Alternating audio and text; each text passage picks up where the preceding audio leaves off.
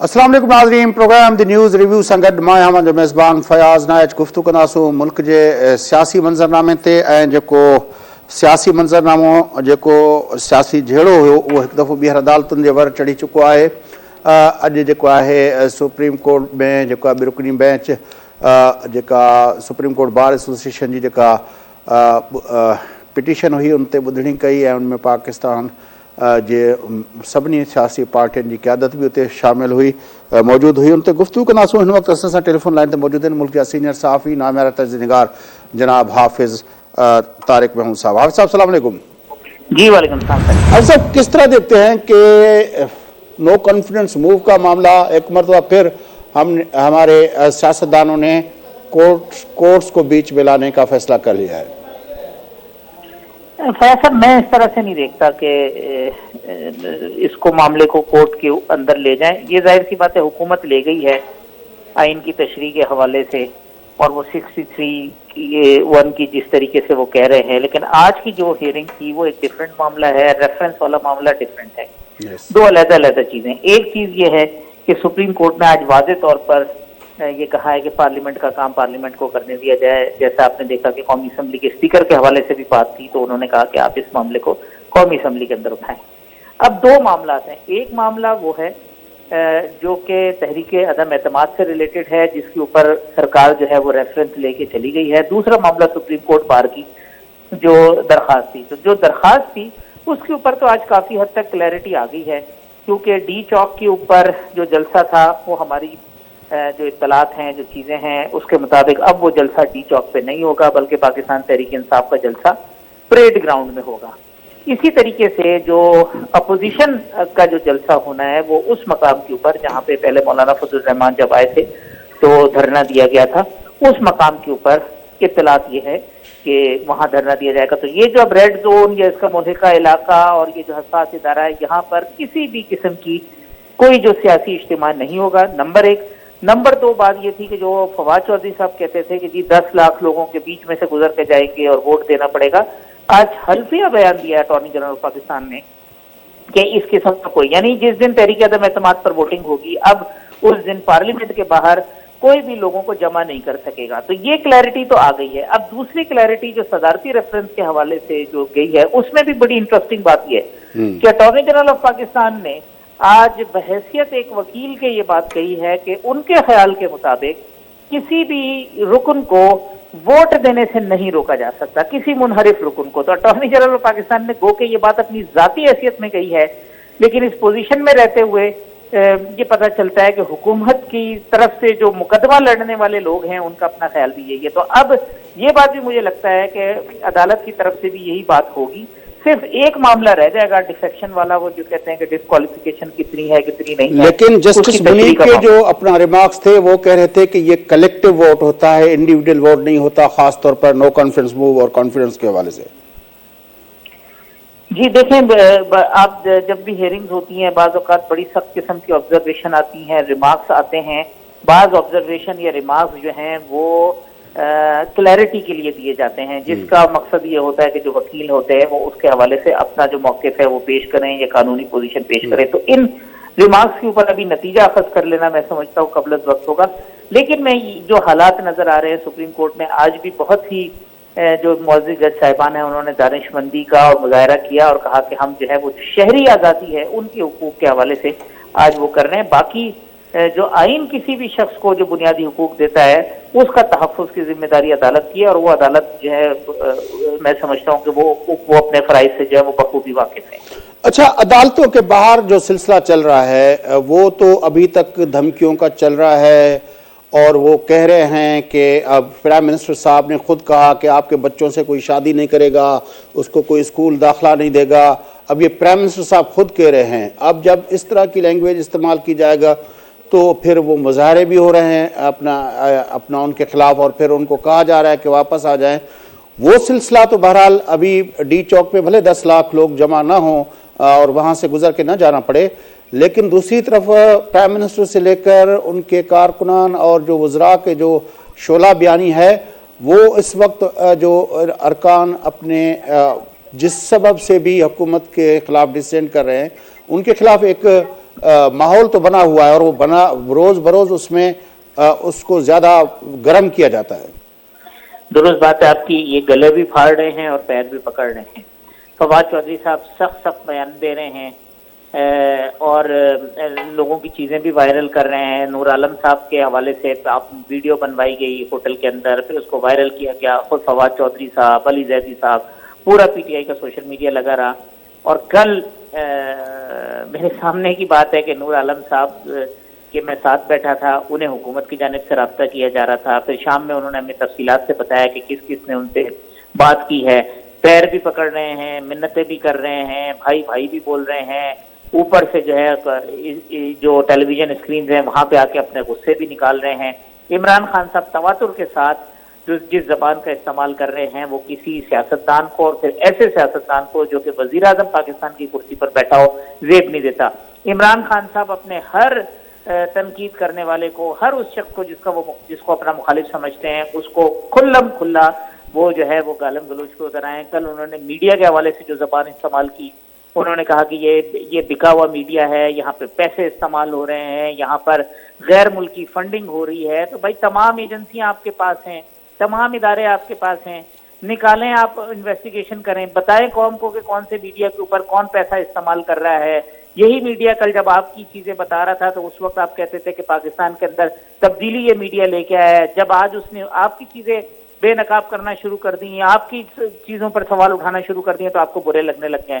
इसी किस्म से जिस तरह वो कौमी लीडरों के खिलाफ जबान का इस्तेमाल कर रहे हैं, ये इमरान खान साहब की फ्रस्ट्रेशन है जो सामने आ रही है, ये वो कमजोरी है जो सामने आ रही है, ये सूरत हाल की अक्कासी है कि जमीन किस तरीके से इमरान खान साहब के पैरों तले से खिसक रही है और अब वो फ्रस्ट्रेशन के अंदर गलतियों पे गलतियां जो है किए जा रहे हैं। अच्छा, 2 दिनों से इत्तेहादियों के हवाले से खबरें ठप हो गई हैं जब से चौधरी साहबान लाहौर चले गए हैं।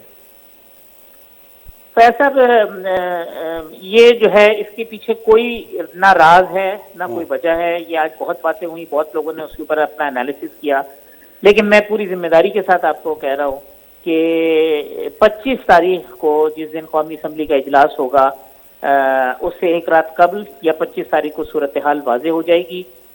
उसकी वजह यह है कि चूंकि कौमी असम्बली का इजलास 21 के बजाय 25 को चला गया, वरना बाज़ ऐसी पस पर्दा डेवलपमेंट थी जो हो रही थी जो शायद 20 तारीख को होती, मगर चूंकि इजलास आगे चला गया, चूंकि OIC का मामला था, लिहाजा अपोजिशन के तमाम पॉलिटिकल एक्टिविटीज़ को टोन डाउन भी करना चाह रहे थे, वो एक्टिविटीज़ कम करना चाह रहे थे। अगर इमरान खान साहब की तरफ से ये शिद्दत ज़्यादा ना होती तो शायद ये जो सिंध हाउस में MNAs डिस्क्लोज हुए हैं ये भी 23 मार्च के बाद होते, और बहुत सारी एक्टिविटीज़ जो 23 मार्च से कबल हो गई हैं वो 23 मार्च के बाद होती। लोग OIC का जो इजलास है उसको निकालना चाहते थे कि इस मौके पर कोई सियासी बदनज़मी पैदा ना हो, लेकिन इमरान खान साहब ने चूंकि हिद्दत इतनी बढ़ा दी थी जिसकी वजह से ये हुआ है। तो इत्तेहादियों की तरफ से कोई खामोशी नहीं है, इत्तेहादियों की तरफ से कोई ऐसा नहीं है कि हुकूमत के साथ कोई राब्तों में पेशरफ्त हो गई हो, डेवलपमेंट हुई हो। इन दिनों के अंदर इत्तेहादियों की अपोजिशन के साथ खासी डेवलपमेंट हुई है। मेरी इत्तलात के मुताबिक बलूचिस्तान अवामी पार्टी ने अपोजिशन को हामी भर दी है। 2 आज़ाद रुकन असलम भूतानी साहब और अली नवाज शाह साहब, उन्होंने अपोजिशन की जानिब हामी भर दी है। इसी तरीके से मुत्तहिदा कौमी मूवमेंट और हुकूमत के दरमियान, अपोजिशन की जो जमातें हैं उनके दरमियान एक ड्राफ्ट की तैयारी का काम जारी है जो अगले 2 से 3 दिन में मुकम्मल हो जाएगा। तो ये सारी चीज़ें आपको 23 मार्च के बाद 24 या 25 तारीख को शीशे की तरह साफ नजर आ जाएंगी। फिर आप ये मेरे जो आज की गुफ्तगू है अपने प्रोग्राम में चलाइएगा ज़रूर। तरीन ग्रुप के साथ हुकूमत ने राब्ते के दावे कर दिए हैं और कह रहे हैं कि वो शायद मामलात हम सॉर्ट आउट करने में कामयाब हो जाएंगे। हुकूमत के दावे ये हैं। अब अगर वो तरीन ग्रुप के साथ मामला सेटल भी करते हैं तो पहले ये देखने की चीज़ है कि तरीन ग्रुप के पास मरकज में क्या है। इस वक्त फोकस जो है वो इमरान खान के खिलाफ तहरीक अदम एतमाद है, पंजाब का मरहला जो है वो बाद में आएगा। तो तरीन ग्रुप के हवाले से जो MNAs तरीन ग्रुप के साथ क्लेम किए जा रहे थे, जिसके सरकर्दा राजा रियाज साहब थे, वो आप देख चुके हैं, वो डिस्क्लोज हुए हैं और उन्होंने ओपन होकर अपोजिशन की हिमायत की है। वहीं सिंध हाउस के अंदर उन्होंने इंटरव्यू दिया है। मैं खुद उन लोगों के जिन्होंने जाके वहाँ पे MNAs से मुलाकात की थी और उनके वर्जन जो है वो हमने रिकॉर्ड किए थे। तो मरकज की हद तक तरीन ग्रुप की इन्वॉल्वमेंट, ये चीज़ें अब मुझे नज़र नहीं आती। वो मामला बहुत आगे बढ़ गया है। पंजाब के अंदर सूरत हाल होगी, हुकूमत مینیج کرے گی تو ایک ہی صورت ہے کہ عمران خان صاحب عثمان بزدار کو تبدیل کرنے پہ راضی ہوں. تو میرا خیال ہے یہ بہت بات کا مرحلہ ہے. پہلے عمران خان صاحب اپنے مراحل سے نکل جائیں, اس کے بعد جو ہے وہ پنجاب کا مرحلہ ہوگا. تو مجھے مرکز کے اندر ترین گروپ کی جو افیکٹونیس ہے وہ اتنی نظر نہیں آ رہی جتنی پنجاب کے اندر ہے. بڑی مہربانی حافظ طارق محمود صاحب, آپ نے ہمیں جوائن کیا. ناظرین, مجھے سینئر صحافی نامیرا تجزیہ نگار حافظ طارق محمود صاحب اس گڈو ہوا. گفتگو تاں ॿुधी मुल्क जे सियासी मंज़रनामे ते जेका नो कॉन्फिडेंस मूव जे हवाले सां, अदम एतमाद जी तहरीक जे हवाले सां, बेएतमादी जी रिथ जे हवाले सां जेको हाइप आहे, जेका सरगर्मी आहे, उहा सरगर्मी असांखे अॼु उनजो जेको महवर ऐं मर्कज़ सुप्रीम कोर्ट ऑफ पाकिस्तान में नज़र आयो. छाकाणि त जेका सुप्रीम कोर्ट बार जी जेका पिटीशन हुई उहा बि उते पहुतल हुई. ॿिए तरफ़ हुकूमत जे पारां आर्टिकल 63 जे बारे में वज़ाहत जे लाइ जेको आहे रेफरेंस सदारती मोकिलियो वियो आहे. उनमें जेके बुनियादी सवाल कया विया आहिनि, उहे बुनियादी सवाल जेके आहिनि उहे इहे आहिनि त छा जेकॾहिं जेका नाअहली थींदी डिफेक्शन क्लास जे तहत, उहा जेका नाअहली थींदी, उहा नाअहली सिर्फ़ु हिन वक़्तु उन्हनि खे डीसीट कयो वेंदो मेंबरनि खे, जेकॾहिं के मेंबर जेके आहिनि पंहिंजी पार्टी जे जेको आहे लाइन जे ख़िलाफ़ के वोट ॾियनि था, या उहे ताहयात नाअहल थींदा. हुकूमत जो इंटरप्रिटेशन या हुकूमत जी जेका कानूनी टीम आहे उनजो ख़्यालु इहो आहे त जीअं त हू पंहिंजो वोट ॾींदा पंहिंजी पार्टी जे ख़िलाफ़, माना उहा जेका आहे अमीन ऐं सालेह अमीन ऐं सादिक न रहंदा. तंहिंजे करे उहे ताहयात जेको आहे उहे नाअहल करार न वञनि. हुकूमत जी ख़्वाहिश बहरहाल उन हवाले सां इन क़िस्म जी इंटरप्रिटेशन वठण जी आहे. ॾिसजे त उन ते कोर्ट छा थी करे. ॿियो जेको बुनियादी सुवालु इहो आहे त उहो जेको वोट थींदो, उहो वोट ॾेई सघनि था या नथा ॾेई सघनि, जंहिंजे बारे में हाफ़िज़ तारिक महमूद तव्हांखे ॿुधायो त अटॉर्नी जनरल ऑफ पाकिस्तान जेको आहे उन बिल्कुलु वाज़े लफ़्ज़नि में चयो त बैसियत वकील जे उहो सम्झे थो त उहो वोट ॾियण जो हक़ु उन खां को नथो रोके सघे. पर जेको ॿियो सुवालु आहे उन रेफरेंस में त उहो वोट काउंट थींदो या न काउंट थींदो, इहो उहे बुनियादी सुवाल आहिनि जंहिं ते जेको आहे सुप्रीम कोर्ट ऑफ पाकिस्तान खे चयो वियो आहे त उहे जेको आहे आर्टिकल जे जेको आहे शिकनि जी जेका उहा वज़ाहत कनि.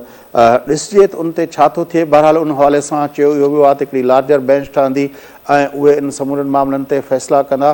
पर जेका हाफ़िज़ तारिक महमूद साहिब जीअं असांखे ॿुधायो पिए त मामिलो इन्हनि समरी ॻाल्हियुनि खां अॻिते हलियो वियो आहे ऐं हिन वक़्तु जेका हुकूमत जी लैंग्वेज आहे, जेका वफ़ाक़ी वज़ीरनि जी ॿोली आहे, जेका वज़ीर अज़म जी ॿोली आहे, ऐं जेको तरीक़ेकार इख़्तियार कयो वियो हो ड्रेजारण जो ऐं माण्हुनि खे, ऐं हिन वक़्तु बि जेको इहो पिटीशन खणी सुप्रीम कोर्ट में वञण जो मक़सदु बि इहो आहे त ॿुधायो पियो वञे त तव्हां ताहयात नाअहल थी वेंदा ऐं पोइ तव्हांजो सियासी कैरियर तबाह थी वेंदो.